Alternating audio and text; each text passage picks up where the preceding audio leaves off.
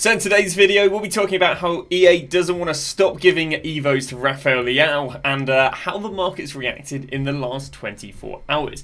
But before we do get underway in today's video, if you guys are interested, we do offer a trading service over on Twitch/Discord. All you gotta do is go and subscribe over on Twitch, which you can do for free with Amazon Prime. If not, it's £5, €5, or $6. In there, you'll get yourself daily updated investment advice.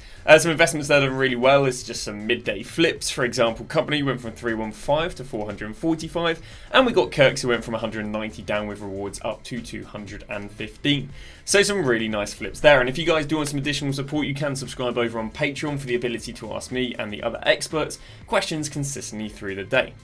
But in today's video, we are going to be talking about how EA is dropping our daily Rafael Leao Evo, along with loads of other people going and fitting the Evo. But yeah, mainly this card. This card is just getting absolutely insane because there are just so many micro Evos along with these big paid ones that are just creating an absolute monster of a card. And again, there are plenty of other players, so we'll be talking about that in today's video. So the new Evo we got yesterday is called Finesse Expert, and on the release I think by itself it's not really an insane Evo. It gives someone Finesse Playstyle Plus, which is definitely good. It gives Tiki Taka. They're a little bit, I don't know, a little bit kind of, they don't really go together too well. Because Tiki Taka is obviously more middle of the park, whereas you're looking at Finesse Shot, which is more for your forwards. To add on to that, they also only allow a maximum of 94 pace, but the player has to be a striker. So again, you can't have insanely fast players, but of course it's, unless they've got cam utility, they've obviously got to be quite far up the pitch. On top of that, the only boosts were to shooting, passing and dribbling. So again, no pace boosts, meaning players weren't going to be able to get faster than 94 pace. And yeah, that's it really. I thought by itself again, it wasn't really creating anything too insane. It's definitely one that you're seeing really is only being used in chains really, in chain evos. But it goes and gives Tiki Taka minor and Finesse Shot minor, and then it gives a bunch of roll pluses to the striker position. Well, again, if you look at a lot of these are going to be combo players. We've got Leao, combo player, Nunez is a combo player, Chiesa is a combo player, Kolo Muani is a combo player, Marmoush is a comboed player. And what do I mean by combinations? Well, it just means it's not the Evo alone that's making them demanded. I mean, we look at this one and, you know, you can go and put them into minor playstyles. You can then go and put them in a shooting boost Evo from the cup. You then can go and put them in a rush passing boost. We can then put them into a 90k captain one. You then which gives them 99 dribbling. You then go and put them into the Foot Fancy League boost. And then finally you can go and put them into this one. And this sort of chain is there for a lot of them. Now, the leakers did actually tell us, before you start throwing your players into Evos, maybe hold off till the end of the week because there's lots of Evos to come, and, you know, this is probably what they're foreshadowing. It has left Leao's card to be even more extinct than extinct. And the problem I have for you guys as well is that EA don't actually update price ranges until like 2 weeks after a player's kind of moved in price. So for example, because he didn't move in price all of here, and he only moved in price as of the 18th of February, because it's only been 7 days that his price has moved, we're probably not going to see a price range update on him in the next 2 weeks. Meaning by the time he gets price range update, you probably won't see half those Evos on the market. So the best bet is obviously try and snipe them or buy them.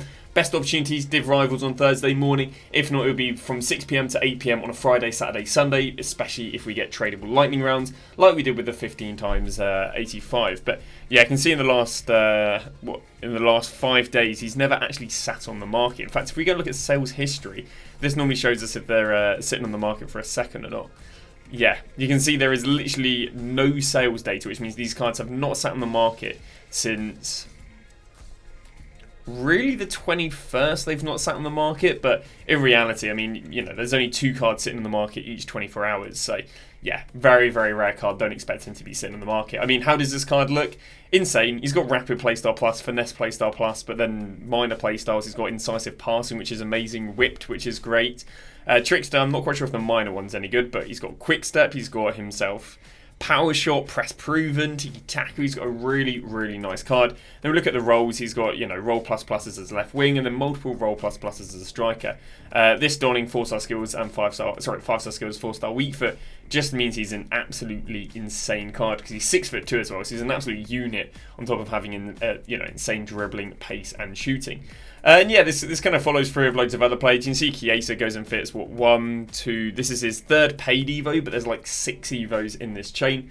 Nice thing for Chiesa is he's got a striker, left wing and right wing utility. He's also got a really nice playstyle plus on top of the finesse with what is it, tactical, I can never remember what it's actually called.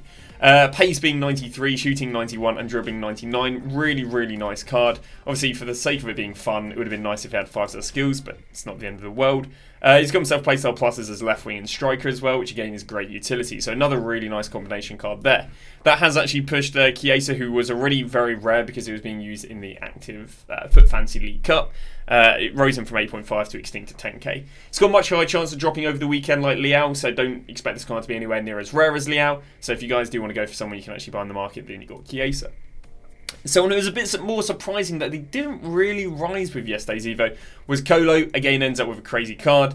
I guess the problem for him is he's only got striker utility and he's only double 4-star, so no 5-star skills or 5-star weak foot like Leao and Chiesa have. But you're ending up with 94 pace, 90 shooting and 99 dribbling. Very, very nice. Obviously 6'2" as well with his recent transfer over to Juventus. Probably makes less desirable links than if he was playing for PSG, I can't lie. The card is coming in at 120k after you put him in Foot Fancy Captain and the finesse. But yeah, really, really nice card. 120k compared to this card, which is significantly worse for... What's this coming in at? 250k. It's, yeah, very, very nice. Obviously, though, the other one gets played for PSG. Yeah, we didn't really see too much of a rise on his card yesterday. Like, before the Evo was even out, he was like 23. Then it went up to 25. He is up to 26. And is he rising by the hour? Not really. So he's only up like 3k despite having quite a nice combo card. Card that's definitely up is Marmoush. Don't have to worry about all the minor Evos, although I'm sure maybe he goes and fits some of the minor Evos. Ends up with a crazy card, 94 pace, 90 shooting and 99 dribbling. Especially when we look at something like this, which is like 3 million coins. This for, I think will come in about 250k, is, actually no, it'll be about 300k, is not looking too bad. Obviously, City links are way more desirable than Frankfurt links, but yeah, really nice card. Power shot and finesse shot. Can play on the striker and the left wing, giving him nice utility. His card has just, yeah, it was already quite extinct at the first place, 150, but it's now up to 180k. And same with him. I mean, you know, he's been about the same price for the last month. It's only the last 3 days he's really risen, so we just don't expect to see a price range on him anytime soon. Let's having a look at what cards are down. It's just some of the recent strikers being replaced by new Evos. We've got Wright, who was averaging about 2 million, is now down to 1.7. We've got Neres, who was averaging low 60s, is now down to about mid 50s. We've got Vardy, who was averaging about 950, is down to 800k. And it's really just a concept of new toys. You know, people are interested in new players, and as a result of being interested in new players, they're selling off the most recent new players up until this and now doing said Evos. Same with Elise here, going from 870. So big drops there. Now moving on to the SBCs winners. So we went and got a player pick of one of 380 plus. And the thing with this is we finally got somewhere to put it on non-rares. You can go and put 3 rares and 3 non-rares to go and get yourself an 80 rated player. How exhilarating. We then got ourselves a player SBC, and that is between Boniface and Zeragov. The problem with these guys is they are extremely awkward to go and link up. A Nigerian, I mean, Leverkusen's definitely not the least desirable team in the Bundesliga, but a Nigerian in Leverkusen and then a Kovsko for Lille, these are some pretty ugly links. You know, if they gave them grassroots chemistry, brilliant, but they don't. Yeah, we didn't really see too much demand across these two cards. They're not too insane. Nice thing about Boniface is he's one of these cards that seems to fit about the 500 Evos we've had recently, which is quite nice. And I guess same with Zeragov. I was actually having a little look at the upgrades as well, because I didn't look into the upgrades when they dropped the Odegaard, but the upgrades are pretty cool. So they go and win their win or draw their round of 16 game. They're going to go and get a +1 overall. They go and qualify for the quarterfinals, so that'll be done once the round of 16 games are done. Obviously, he'll go and get himself another overall and another roll ++. Again, I can't remember if it might not even be 2 legs nowadays. They go and qualify for the semi-finals, another overall. They go and qualify for the finals, another playstyle, or +2 playstyles if they only have 1, meaning the player's going to end up with 3 playstyles qualifying for the final. And then if they go and win the final, they go and get +1 overall, or if they're just low rated, which I think will be his case, well, he'll get 1, 2, 3. He'd only have a 3, so yeah, he'd only be up to 91. So he'll go straight from a 91 to a 96 rated card with either 5-star skills or 5-star weak foot, which for him would be 5-star weak foot. So he could end up like an insane card, but you know, you really got to cross your fingers and everything in between if you think Lille is going to go and win the Champions League. I did a little bit of research into Foot Fancy. Again, there wasn't really too much leaked this week, so I thought, well, we'll do a little bit of research into some of the live cards. Here are some of the live cards I quite like as a investment with Div Rivals. The first one is going to be Malun if they, one, go and absolutely batter Crystal Palace by like 4 goals, or maybe even 5 goals, or 2, they actually go and lose to Crystal Palace. Why do I want one of these 2 outcomes? Well, if he goes and gets a win against Crystal Palace, he'll probably become quite inflated, and there isn't really any sort of upgrade for him to get down the line anytime soon. So again, if they go and absolutely batter them, then he'll get close to this one. But if they go and win and don't batter them, well, then he's not close to getting that upgrade there. And he's already got that upgrade there. So I either want them to not win, and then we can go and buy him, and the idea is he'll rise in the hype of getting that upgrade, or they'll win and batter them, and then they'll get close and he'll rise due to the hype of the upgrade there. A lot of the FUT Fantasy cards I don't really like as an investment because they either haven't won their first game, or they just don't play their next game for absolutely ages. For example, the La Liga Woman, if I can go and find, or even the Ligue 1 Woman, they don't actually play a game till this weekend, meaning they won't play their second game until the 8th, meaning they don't look like great investments. And I think it was the same for some of the Serie A players. Some of the Serie A players, I'm pretty sure they play in the La Spaghetti midweek or something like that, and as a result they don't play domestic league, and as a result not playing domestic league, you've got to wait like 2 weeks for them to actually be able to receive any sort of upgrade. So yeah, back onto the cards that I do like. You got Vilal. Sorry, he does go and play midweek. He might not be Italy, might have been La Liga or something. But yeah, I think he'll be a decent investment in Div Rivals. He'll go and play on the Monday next week, so we'll go and buy him with Div Rivals and then go and sell him in the hype of Monday, because of course there'll be hype of him getting the +1 overall. Then move on to Sanchez, and again we believe that they probably won't go and win their game against Atletico Madrid, but I still think he can rise quite nicely in the hype, so we'll go and buy him during Div Rivals. Obviously there are only 3 goals off that upgrade, there are only 1 win off that upgrade. We'll go and sell him in the pre-hype and it should be very nice. Alexandre, sadly we don't really like. We like that he's already won 1 game, but we don't like that they play against PSG. His card does look like a really cool investment with him being 23k, probably lower Div Rivals, and then 90s are 30k. The only problem is if you were to go and buy him and hold on to him for this game, which again you're holding on for about 2 weeks, God knows where 90 raters are going to be in 2 weeks if they're not being needed for the Icon SBCs. And that kind of rolls us onto the YouTube comment section, because I've got a bit of a problem with some of the comments. Obviously, people invested in fodder, and fodder didn't do well. But the one thing you guys have to appreciate is, of course, I don't control SBC requirements. All I do is drop recommendations off of what is a favourable outcome and what is a non-favourable outcome. And actually, what you'll find is a lot of the most experienced traders out there actually would have bought fodder and recommended fodder. And the reason they would have recommended fodder is because of how well it does every time there is a new SBC, a new Icon SBC requiring fodder. But again, that's potentially one of the reasons why it didn't do well, because it was such an appetizing investment. This is kind of backed up by, actually, I think this guy's one of the best traders out there, and he's called Trademaster. He's got an insane accolade of how well he does. But yeah, you can see right here he's talking about how he went and lost coins on fodder, and some of the experienced traders in my Discord, they would have bought fodder and lost coins on it because it was just such an appetizing investment. And again, one of the problems I do have as well is I also don't agree with the points that Ethan's come out here with. And again, he said it very politely. There's some people less polite, and I don't really want the animosity or the toxic. But he said that 91s went down to 49k, and what's it called? 91s went down to 49k at 5 minutes after 6, and he said 90s went down to 32k in minutes. But actually, if I go to my VOD, because I do have receipts here, I have that actually the promo, or the content came out at 6, which in this VOD is 22 minutes 32. Yeah, I've gone and done the research and backtracked all my VOD information, and this is what I have. So actually, 5 minutes after 6 PM, 91s were actually still going for 56k, as I found in the VOD. 90s were also still going for 40k. Now the counter to this is saying that Futbin hadn't updated, but Rodri actually updated 2 minutes ago for this, which means he was minimum going for 56k 3 minutes after. Well, again, later in the VOD, at 33 minutes 42, which is 11 minutes after 6 PM, I go and flash what the FOD is going for. I'll see if I can go and get it up right now. 33 minutes 42. But it says that 90 rateds were going for 38k, and 91 rateds were going for 52k.